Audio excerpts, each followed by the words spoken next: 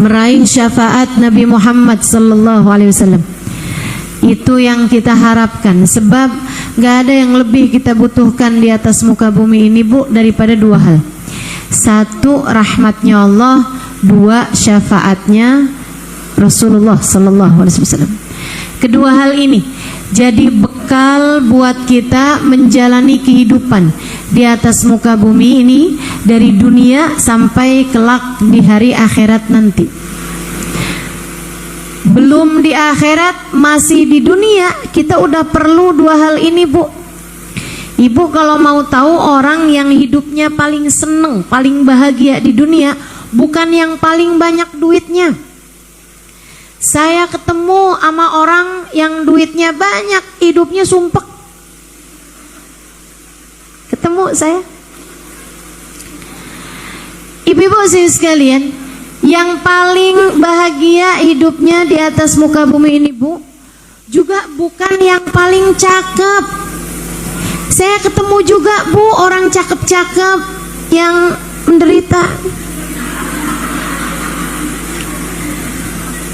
Ketemu juga yang kagak cakep menderita juga banyak.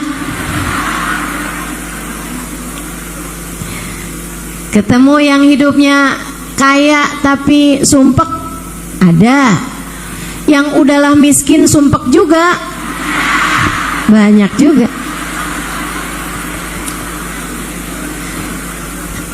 Artinya bukan di situ letak masalahnya. Letak masalahnya ada pada dua hal. Orang hidup dunia sampai nanti nih, ketika datang ajal menjemput, sampai sekarang di kuburan, sampai entar di padang mahsyar, semuanya tergantung dari apakah kamu berhasil mendapatkan rahmat Allah dan syafaat Rasulullah, ataukah kamu gagal mendapati keduanya. Masalahnya di situ. Jadi kalau ditanya tentang istri yang paling bahagia, Bu, bukan yang paling dicintai sama suaminya, bukan. Suami kalau cinta kadang-kadang suka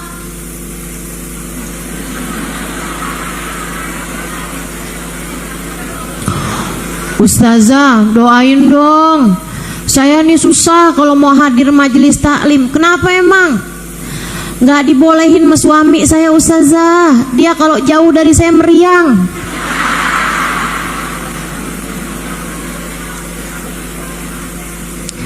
Udah saya bilangin, ntar hari Selasa mau ngaji di masjid deket dari rumah nih, Al-Kautsar.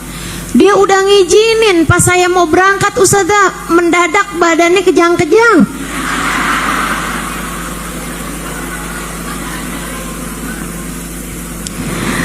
Suami terlalu sayang, repot juga, Bu, betul.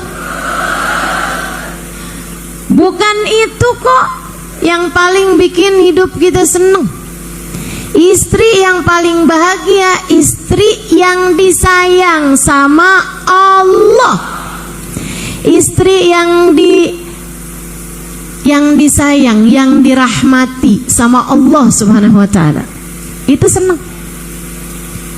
Seneng tuh hidupnya. Berkecukupan. Kalau lagi perlu ada. Kan begitu? Paling seneng. Ibu yang bahagia bukan ibu yang punya anak pinter-pinter, apalagi yang punya anak gak naik kelas.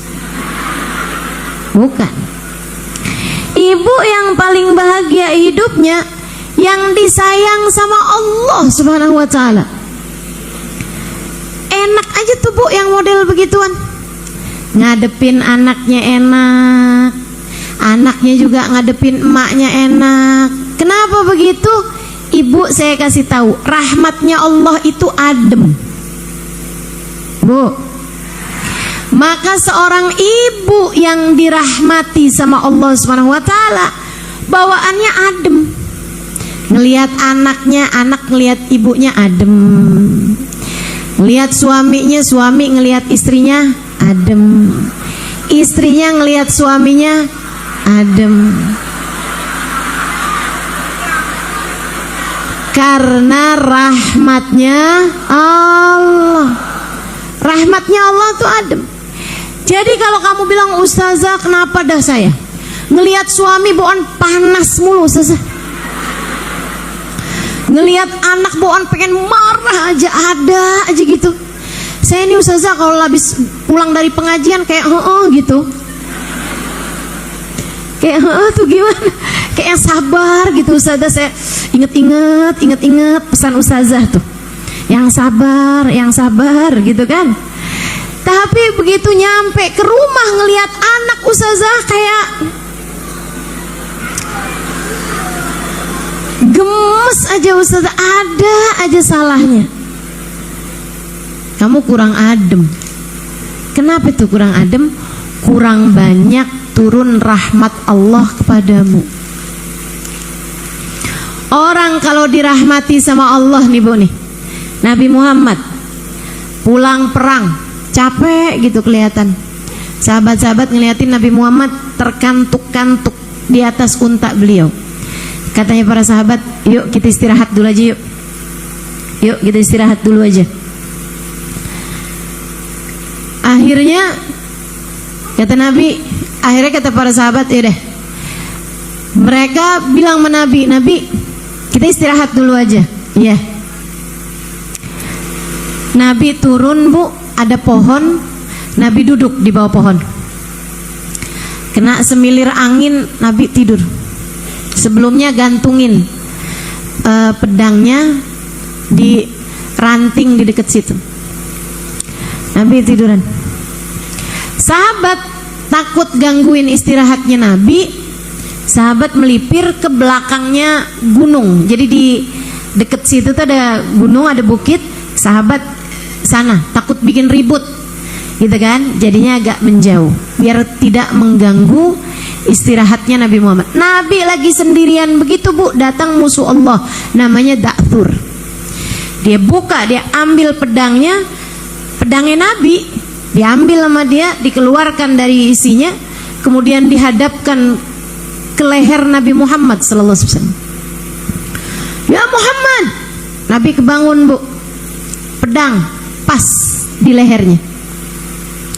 Manilladzi yansuruk in qataltuka fi hadzal makan. Kalau kamu saya bunuh di tempat ini, siapa bisa tolong kamu Muhammad? Nabi Muhammad Bu, ini dia nih, rahmatnya Allah gede turunnya sama Nabi Muhammad. Jadi Nabi Muhammad tuh Bu adem aja. Bahkan dalam keadaan yang tegang semacam itu, yang seharusnya membuat panik semacam itu, Nabi nggak panik. Ditanya, ya dijawab Nabi. Siapa bisa tolong kamu Muhammad tempat ini? Allah. Pedangnya jatuh. Ucapan Nabi membuat tangannya bergetar, pedangnya jatuh. Diambil balik sama Nabi Muhammad. Kalau kamu Da'thur, pas di lehernya Da'thur. Kamu kalau saya bunuh di tempat ini, siapa bisa tolong kamu? Maafkan saya Muhammad, damai aja gimana? Gak ada yang bisa menolong saya wahai Muhammad kecuali jika engkau memaafkan saya. Nabi dengan mudah masukin pedangnya kembali ke tempatnya, kemudian berkata, idhab qabla an yaraka ashabi. Cepetan sana pergi sebelum sahabat-sahabat saya melihat kamu. Saya takut mereka tidak memaafkan kamu. Kalau Nabi gampang maafinnya. Kenapa? Adem. Kenapa adem? Rahmatnya Allah turun kepadanya begitu deras. Rahmatnya Allah turun kepada Nabi Muhammad begitu deras. Makanya ademnya luar biasa Bu. Orang di dekatnya Nabi itu merasakan kedamaian, ketenangan, sampai para sahabat bilang, ya Rasulullah, kenapa ya kami nih kalau di depanmu wahai Rasul kayak enak aja gitu, kayak lupa sama urusan utang, Lupa sama urusan dunia kami, wahai Rasul. Tapi begitu kami pulang ke rumah, ketemu sama istri ngomongin urusan tagihan. Ketemu sama anak minta ini minta itu, istri ngasih tahu makanan habis begini begitu. Duh, kayaknya pusing kami, wahai Rasulullah. Pengennya terus-terusan berada di dekatmu. Adem kalau di dekatmu, wahai Rasul. Teman-teman sekalian, demikian keadaannya para sahabat. Udah lagi marah kayak apapun, ketemu sama Nabi, ngelihat Nabi adem. Masya Allah. Kenapa begitu? Rahmat Allah turun padanya begitu deras, sehingga akhirnya jadi adem rasanya. Nah, kita juga gitu. Ibu mesti tahu-tahu, kalau ibu lagi berasa panas bukan kurang duit. Bu, kalau ibu lagi berasa pengen marah mulu, ngelihat orang semuanya salah aja. Ustazah, kenapa ya Ustazah? Ngelihat anak bawaan pengen nelen.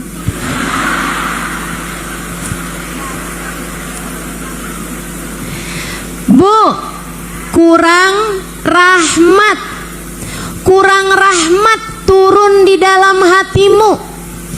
Kurang rahmat yang turun dari Allah Subhanahu wa taala untukmu. Gimana caranya dapat rahmatnya Allah? Rahmat tuh, Bu, gabung sama syafaat. Allah Subhanahu wa taala bakal kasih yang terutamanya kepada Nabi Muhammad, yang lainnya tergantung dari seberapa dekatnya orang tersebut dengan Nabi Muhammad.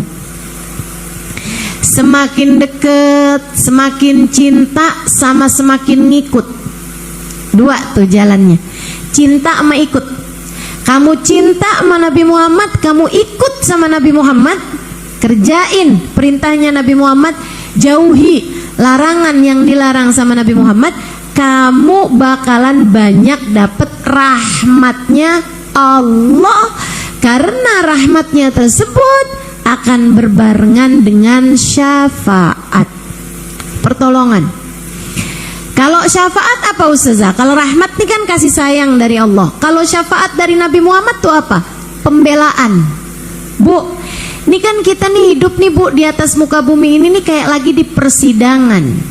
Ibu sering banget ngelanggar aturan Allah, betul? Ama Allah disuruh jangan bohong. Ibu suka bohong? Ibu sering bohong? Sama Allah kita dilarang buat ngomongin orang. Ibu pernah ngomongin orang? Kapan terakhir? Sekarang nih Ustazah, saya lagi ngomongin Ustazah. Jangan dong. Ibu-ibu sekalian, ada banyak larangan-larangan yang kita terjang. Kita diperintahkan buat jaga sholat. Kadang-kadang sholat kita nggak terjaga. Seringnya apalagi hati kita jauh dari kehusyuan, ya kan? Kita punya anak, disuruh buat sayang sama anak, tapi kadang-kadang anak kita omelin, kita marahin, kadang kita cubit tuh anak kita. Banyak kesalahan-kesalahan kita perbuat. Tubuh pantasnya Allah Subhanahu wa taala kemudian menurunkan bala kepada kita. Pantasnya Allah menurunkan bencana kepada kita. Pantasnya Allah bikin kita jadi celaka. Saat itulah kita perlu syafaat Nabi Muhammad. Jadi ibarat persidangan sebelum Allah sebagai hakim memutuskan, kamu berbuat begini, penjara 2 bulan. Sebelum tok, Nabi Muhammad bilang, tunggu ya Allah, izinkan saya membelanya ya Allah, kasih umat saya nih ya Allah, ampunin aja gimana ya Allah, kasih kesempatan lagi ya Allah. Itu namanya syafaat. Bukan hanya nanti di akhirat kamu perlu syafaat, dari sejak di dunia ini nih Bu nih, hari-hari kita nih perlu syafaat. Perlu syafaat. Makanya salah satu senjata dalam kehidupan yang saya sangat merasakannya adalah bersolawat kepada Nabi Muhammad. Itu cara paling cepat, cara paling instan buat dapetin syafaatnya Nabi Muhammad sallallahu alaihi wasallam. Saya, Bu, kalau lagi rasa nggak bisa enak jaga hati, nih hati belingsatan banget. Emang Ustazah kadang suka gitu juga,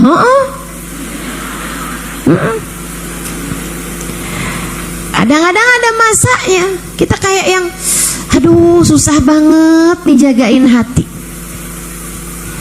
Apa yang bisa saya lakukan?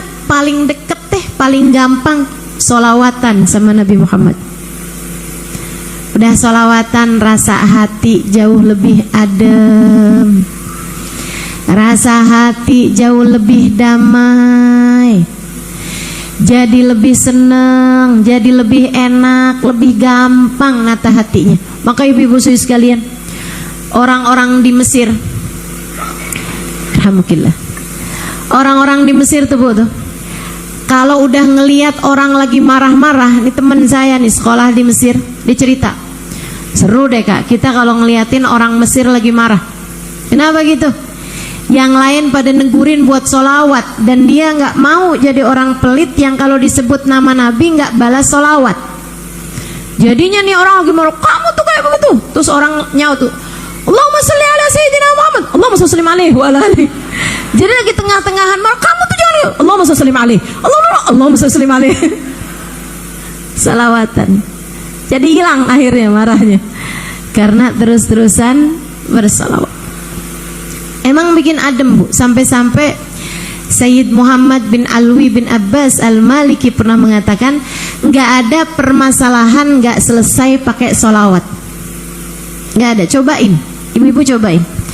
Nggak semua masalah obatnya adalah dengan kamu jalan-jalan.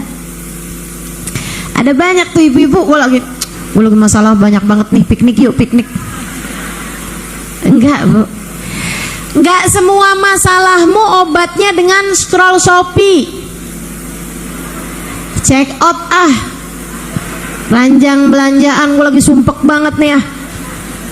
Enggak gitu. Enggak semua masalahmu tuh obatnya healing, jalan-jalan, piknik, atau belanja. Enggak gitu. Cobain obat lain, ibu-ibu, namanya sholawat. Cobain. Obat paling mujarab menurut saya. Setidaknya itu yang sudah saya cobakan untuk kehidupan saya. Pusing-pusing sholawatan, lagi gak bisa mengendalikan diri sholawatan, lagi males ibadah sholawatan, lagi gak bisa mikir sholawatan, kan begitu? Sholawatan aja tuh. Dan liatin, subhanallah, subhanallah. Ini, Bu, diajarin sama guru saya. Saya punya guru nih di Jawa Tengah, kiai saya. Satu hari saya sedang bersama dengan beliau di sebuah acara. Saya bisa saya acara sebelum saya pulang ke kampung. Saya lagi diskusi sama beliau, guru saya, kiai Ahmad. Lagi saya bincang-bincang, ada orang menghadap kiai saya minta solusi, curhat. Dia bilang, Kiai, saya punya ibu janda, bapak saya udah meninggal. Sekarang nih Kiai, ibu saya ini deket sama laki-laki bukan muslim, Nasrani. Saya takut Kiai, nanti kalau ibu saya nih imannya kurang-kurang kuat, terus akhirnya kebawa-bawa. Saya takut banget dah Kiai, saya mesti gimana? Kiai saya bilang, dah kamu baca sholawat aja yang banyak. Berapa banyak Kiai? 300 kali, ini sholawatnya. Dikasih sholawat Fatih sama beliau. Allahumma salli ala Sayyidina Muhammadin al-Fatih lima ughliqa wal khatimi liman sabaqa nasiril haq bil haq wal hadi ila siratikal mustaqim wa ala alihi wa sahbihi haqqa qadrihi wa miqdarihil azim. Itu sholawat Fatih. Ibu, itu salah satu sholawat yang sangat mujarab tuh, Bu, ya, buat jadi pembuka kebaikan-kebaikan. Anak kalau lagi sekolah, lagi belajar, penting buat baca sholawat itu, biar otaknya nih, pikirannya kebuka, jadi mudah menerima ilmu. Suami juga loh, atau ibu-ibu juga yang nyari rezeki gitu ya, punya toko kah, punya usaha online kah, punya jahitan kah, apa aja deh pekerjaan halal yang ibu sedang lakukan gitu kan.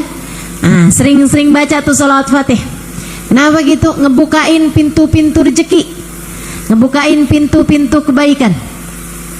Termasuk juga kita nih hadir di majelis ilmu semacam ini nih Bu nih, kadang-kadang kan ada yang hatinya ketutup. Jadi kalau dengerin kebaikan bawaan, kalau nggak ngantuk, kalau nggak bawaan pengen ngajak ngobrol, kalau nggak nyari makanan. Kerjaannya tuh tidur, ngoceh, makan, udah kayak bayi. Bayi kan kerjaannya gitu Bu. Ibu-ibu saudaraku sekalian saya muliakan, dikasih sama kiai saya sholawat Fatih itu baca. Berapa banyak kiai? 300 kali. Baik kiai, makasih. Jalan. Gak lama ada lagi tuh yang curhat lagi.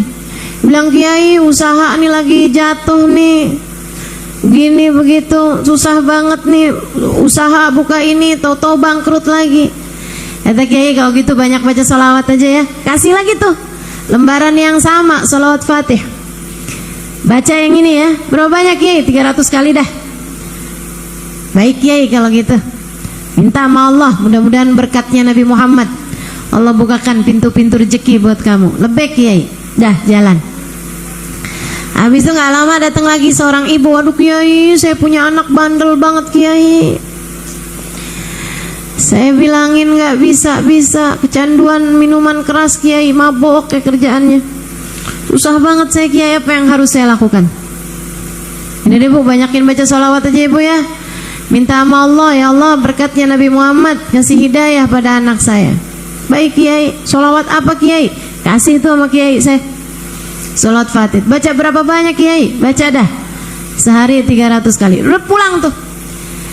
Saat saya udah berduaan nih sama kiai saya nanya, kiai pertanyaannya macem-macem, jawabannya satu aja kiai. Kiai malas mikir bagaimana nih, kayak gak kreatif gitu.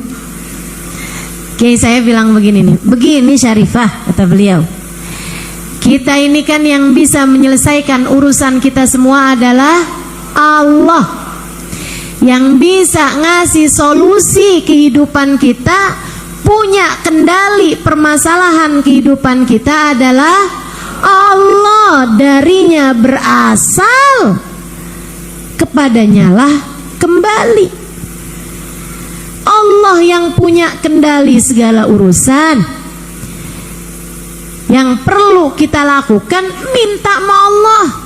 Tapi kadang-kadang nih kalau kita doa, kita sendiri minta sama Allah, kita bilang ya Allah, ya Allah, ya Allah, sambil tengadah tangan.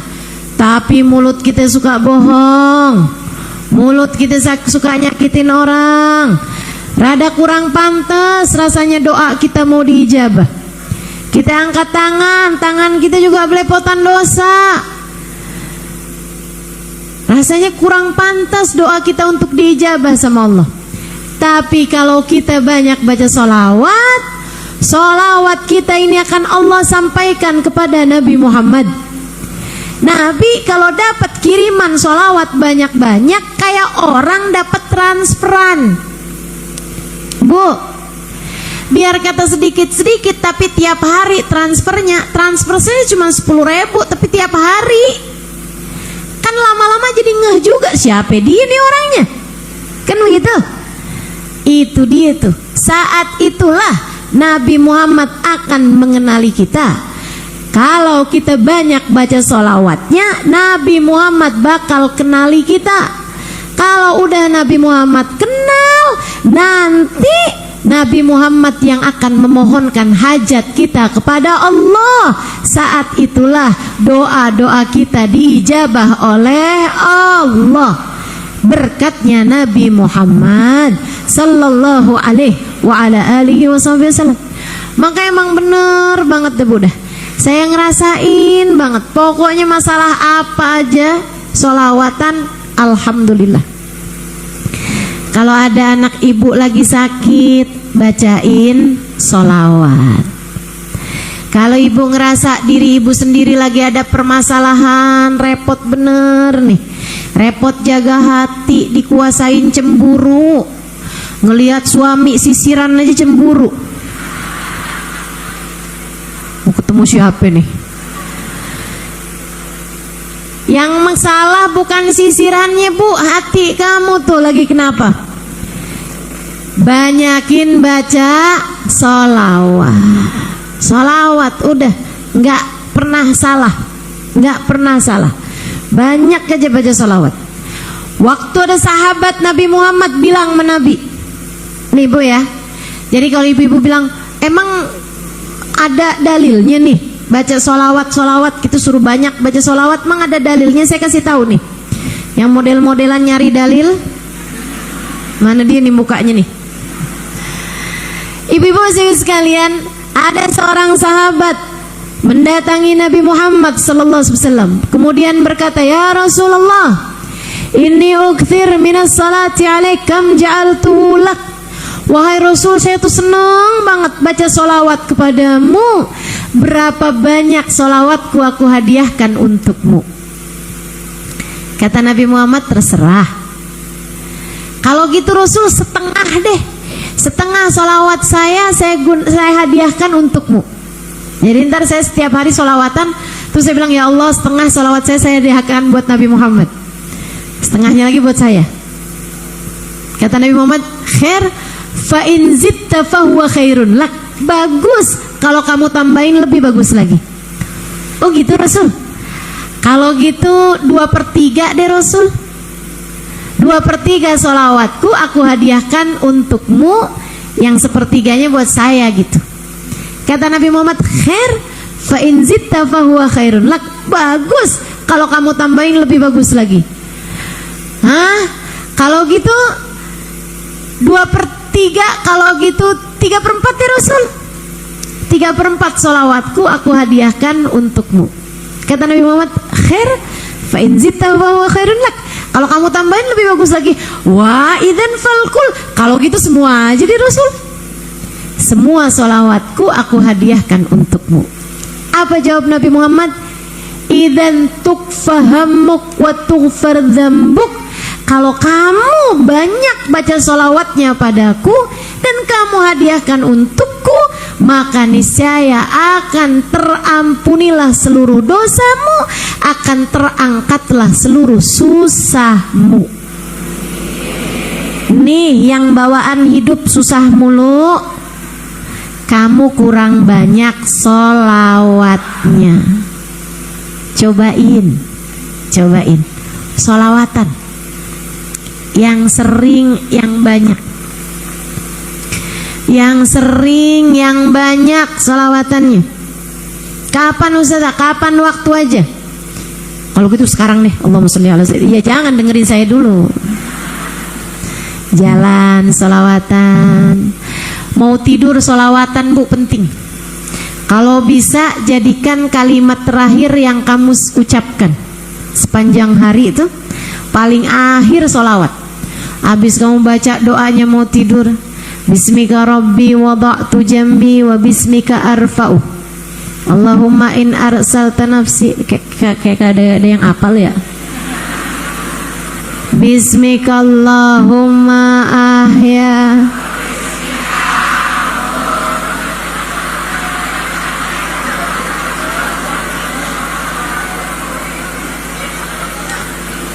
Yang pendek aja Ustazah, yang panjang-panjang tuh suka ketiduran.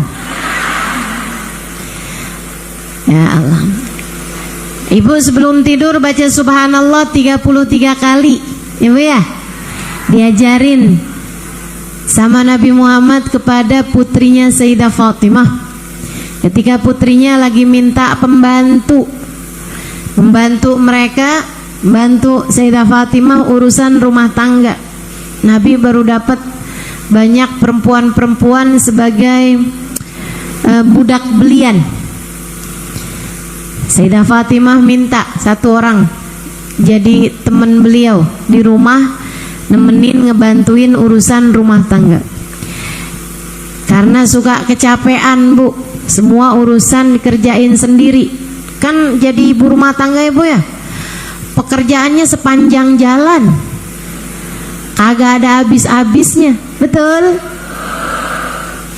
Saya tahu aja nih, soalnya saya juga suka denger ibu-ibu ustazah, saya sambilan nyetrika dengerin ustazah, sambilan nyuci, sambil masak.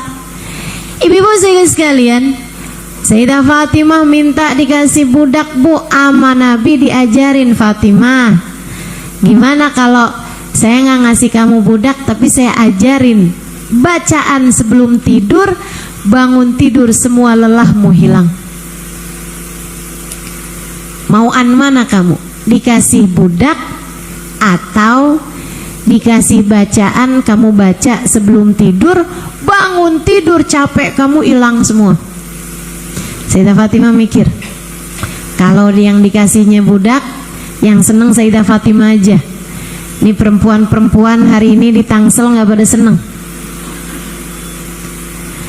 Tapi kalau yang diambil bacaan, Sayyidah Fatimah seneng, perempuan-perempuan sepanjang zaman dikasih tahu pada seneng. Karena ada banyak yang memang hari-harinya lelah, capek. Jadi baca bacaan itu pagi hari semangat lagi, sehat lagi. Ini mujarab nih ibu-ibu, kalau ibu-ibu pengen bangun tidurnya sehat, bangun tidurnya seger, kerjain dah. Diajarin langsung Nabi kepada putrinya Fatimah. Sayyidah Fatimah kemudian mengajarkan kita umat Nabi Muhammad SAW untuk mengamalkannya. Jadi Sayyidah Fatimah milih, "Ida alimni ya Rasulullah." Kalau gitu ajarin aja saya bacaannya wahai Rasul. Saya alhamdulillah kerjain Bu. Ya, seenggaknya sering kerjain. Ibu-ibu sekalian, itu capek-capek malam bangun tidur hilang Bu. Bukan hilang sayanya, hilang capeknya. Subhanallah. Walaupun kadang tidurnya kurang. Emang Ustazah capek apaan? Ustazah masak lah. Emang yang bikin capek masak doang? Ibu pikir pegang mic kayak begini kagak capek apa? Capek mikir. Ya Bu ya. Emang Ustazah ngomong nggak pakai mikir loh? Ibu-ibu sekalian, dibaca sebelum tidur. Apa itu? Subhanallah 33 kali, Alhamdulillah 33 kali, Allahu Akbar 34 kali. Baca sebelum tidur. Habis itu Bu, paling terakhir ibu baca sholawat 10 kali. Udah dibaca nih semua bacaan-bacaan. Sebelum tidur ibu baca. Paling akhir, Allahumma salli ala Sayyidina Muhammad wa ala ali Sayyidina Muhammad. Allahumma salli ala Sayyidina Muhammadin wa ala alihi wa sahbihi wasallim. Allahumma salli ala Sayyidina Muhammad wa ala alihi wa sahbihi wasallim. Ibu bacaan sholawatnya nggak usah yang panjang-panjang, ntar ketiduran. Sebelum tidur baca sholat 10 kali. Allahumma sholli. Itu kayaknya satu potong nih Bu, 1,5. Udah ketiduran tuh ya. Yang pendek aja 10 kali. Nanti bangun tidur juga gitu. Ibu bangun tidur kan biasanya ngapain tuh, ngulet ibu ya. Habis itu ibu baca kan, alhamdulillahilladzi ahyana ba'dama amatana wa ilaihin nusyur. Ibu selawatan lagi, Allahumma salli ala Sayyidina Muhammad wa ala ali Sayyidina Muhammad. Allahumma salli ala Sayyidina Muhammad wa ala ali Sayyidina Muhammad. Allahumma salli ala Sayyidina Muhammad wa ala ali Sayyidina Muhammad. 10 kali. Sholawatan yang pendek aja, gak usah dilaguin, takut ketiduran lagi. Allahumma salli salatan, waktu tiduran lagi tuh fix udah. Ibu-ibu sekalian, kata Nabi Muhammad, man shalla alayya hina asbah wa hina amsa 10 marrat wajabat lahu syafaati. Siapa yang bersolawat padaku 10 kali malam hari, 10 kali pagi hari, wajib baginya mendapatkan syafaatku. Wajib baginya mendapatkan pertolonganku, pembelaanku. Kata Nabi begitu. Enak tuh, kalau udah kita tiap hari tuh Kirim solawat 10 kali sebelum tidur, 10 kali pagi hari. Itu kayak lagi naruh saldo di rekening syafaat. Nanti kalau kita perlu tinggal kita tagih tuh, tinggal kita ambil balik saldonya. Ya Rasulullah, isfa' lana ya Rasulullah, syafaatkan saya wahai Rasul, saya mohon syafaatmu untuk hajat saya ini ya Rasulullah. Gitu. Itu namanya syafaat. Kita perlu, Bu, sejak hidup kita di dunia perlu. Ibu-ibu perlu pakai senjatanya ini. Syafaatnya Nabi Muhammad kamu perlukan sebagai senjata untuk menghadapi berbagai macam rintangan dalam kehidupan. Kamu perlu syafaatnya Nabi Muhammad, ibu-ibu sekalian, buat jadi obat untuk segala macam penyakit-penyakit zahir batinmu yang dekat, yang sering sholawatan kepada baginda Nabi besar Muhammad. Makanya saya sering sampaikan sama ibu-ibu yang punya anak sekolah jauh-jauh, kamu kalau pesenin anak-anak jangan panjang-panjang, terlupa ya Bu ya. Minta sama mereka 2 hal aja. Nak, mama pesen sama kamu nak, tolong ya nak ya, 2 hal jangan sampai kamu tinggal. Apa mama? 1, jangan tinggal sholat. Sebab kalau kamu ninggal sholat, kamu putus dari rahmat. Yang kedua, nak, jangan tinggal sholawat. Sebab kalau kamu tinggal sholawat, kamu putus dari syafaat. Minta mereka buat baca sholawat. Sekurangnya bangun tidur 10 kali, malam hari sebelum tidur 10 kali. Sisanya tiap habis selesai sholat misalnya baca 10 kali. Ya nak, sholawat yang pendek-pendek aja, tapi istiqomahkan kamu baca 10 kali sholawat. Gitu. Kan gampang tuh anak ngingetnya, sholat sama sholawat. Insya selagi mereka pegangan sama 2 hal itu Bu, maka mereka punya hubungan yang indah antara mereka sama Allah. Mereka punya hubungan yang indah antara mereka sama Rasulullah. Dan anakmu kalau dijaga sama Allah dan dibelain sama Rasulullah, insya Allah selamat hidupnya. Jadi kamu gak was-was terus-terusan, ya kan ya? Namanya anak sekolah jauh-jauh kan ibu suka was-was, betul? Nah insya Allah tuh pesenin 2 hal itu. Apa tadi? Yang keduanya apa tadi? Sholawat.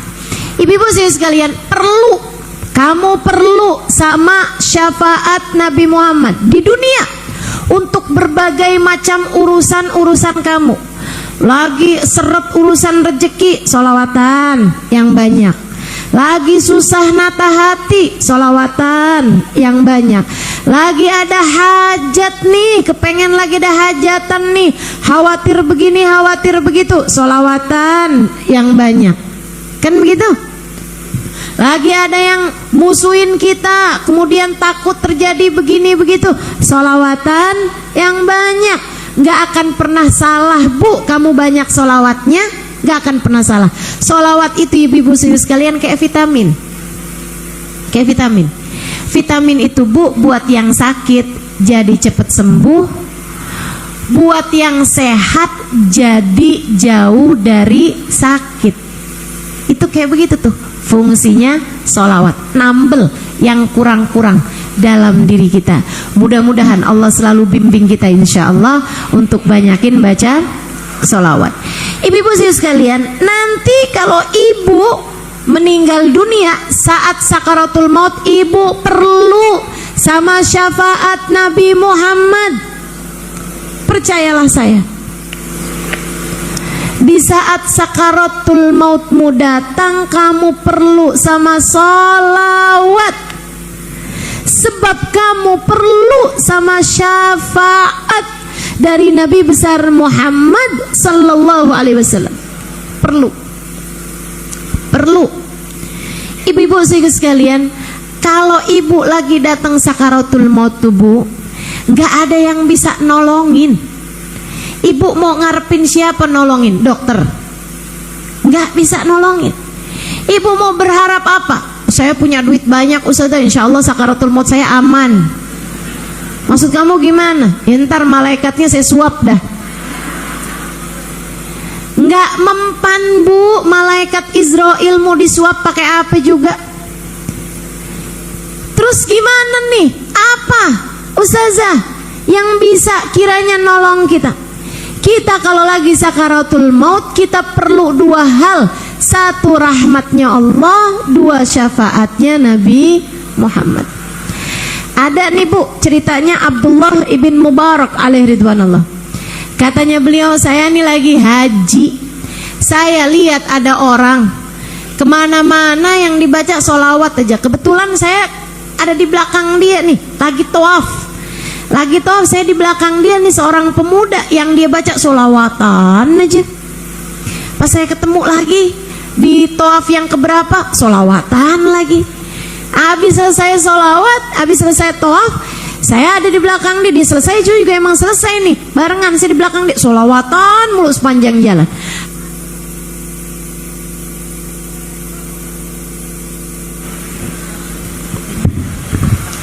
Habis itu dia sa'i katanya. Habisnya tawaf kan sa'i ya Bu ya. Dia bilang saya di belakang dia, yang dia baca juga sholawat aja nggak selesai-selesai. Sampai habis selesai sa'i, saya deketin dia karena penasaran. Saya bilang, nak, saya kebetulan di belakang kamu nih dari tadi, dari tawaf sampai ke sa'i, kamu nggak baca apa-apa selain sholawat. Bahkan di jalan pun kamu juga baca sholawat. Kalau boleh saya tahu apa sih? Mungkin ada sebabnya. Dia bilang, iya Pak, saya nih bukan ada sebabnya tapi ada ceritanya. Oh gimana ceritanya nak? Pemuda nih, dia bilang, saya nih Pak berangkat haji nggak sendirian, berdua sama bapak saya, naik unta zaman itu ya Bu ya. Dia bilang saya naik unta berduaan sama bapak saya. Di tengah jalan bapak saya jatuh sakit di tengah gurun pasir. Saya pun rawatin bapak saya nih beberapa hari. Dia bilang tahu-tahu bapak saya bukannya sembuh malah meninggal. Susah banget hati saya. Lebih susah lagi, begitu dia meninggal, badannya dari ujung rambut sampai ke ujung kaki berubah jadi hitam legam. Mukanya bukan hitam manis Bu, hitam legam. Dia bilang saya sedih banget sampai saya tutupin tuh badannya bapak saya itu pakai kain surban, kain ihram yang kami bawa. Dia bilang saya tutupin tuh bapak saya. Saya bingung nih mau ngurusin bapak saya gimana nih. Saya ngerti hukumnya. Saya mesti tayamumin bapak saya karena kalau nggak ada air kan tayamum tuh. Sampai meninggal juga gitu, kalau nggak ada air tayamum. Saya mesti tayamumin bapak saya, kemudian saya kafanin bapak saya, kemudian saya sholatin bapak saya, kemudian saya kuburin. Dia bilang, tapi saya ini nggak bisa ngerjainnya karena saya ngelihat bapak saya kayak gitu keadaannya, hitam legam di ujung rambut ke ujung kaki. Dia bilang akhirnya saya tutupin aja bapak saya nangis di samping bapak saya. Saya nangis, ya Allah sedih banget saya. Udahlah mestinya berduaan, sekarang udah tinggal sendirian nih saya berangkat haji. Gimana keadaan saya antara haji, pas pulangnya juga gimana saya nih. Sekarang bapak saya kayak gini pula keadaannya. Kalau enak kan kalau nggak berubah badannya, saya masih enak gitu ngerjain, ini jadi kayak begini pula. Wow sedih banget saya. Nangis saya di samping bapak saya sampai saya ketiduran. Nggak tahu gimana ceritanya, ghalaba alayyan naum. Dia bilang saya ketiduran di samping bapak saya ngimpi ada seseorang mendekati kami. Posisinya kayak persis kayak begitu. Dia bilang ada seseorang mendekati kami dalam mimpi saya. Cakep mukanya, bagus bener, pakai surban hijau. Dia deketin bapak saya, kemudian dia nunduk, dia usapin bapak saya nih dari ujung rambutnya sampai ujung kaki. Dibuka penutup kepalanya nih sampai taruh di dadanya, kemudian diusap. Dia bilang barengan nama usapan laki-laki itu tadi, bapak saya kembali seperti sedia kala, bahkan lebih bercahaya. Bapak saya balik lagi kulitnya bahkan lebih bercahaya dari sebelumnya. Dalam mimpi saya nanya, man antal ladzi dhaba minni hammi wa hazni, siapa gerangan engkau yang telah menghilangkan gundah gulana saya, ini susah hati saya. Tadi bapak saya itu hitam legam, susah saya, tapi engkau datang kemudian mengembalikan bapak saya nih jadi seperti sedia kala, bahkan lebih bercahaya. Siapa gerangan engkau? Terima kasih sekali telah melakukan hal ini buat bapak saya. Orang tersebut menjawab, ama tarif nih ya gulam, kamu gak kenal nak siapa saya? Ana Nabiyuk Muhammad bin Abdullah, saya nabi kamu, Nabi Muhammad sallallahu alaihi wasallam. Inna abaka kana musrif ala nafsih, bapak kamu ini adalah orang yang banyak dosanya. Beriman tapi banyak dosanya. Kayak siapa bu? Kayak kita bu ya, beriman mau beriman tapi banyak dosanya.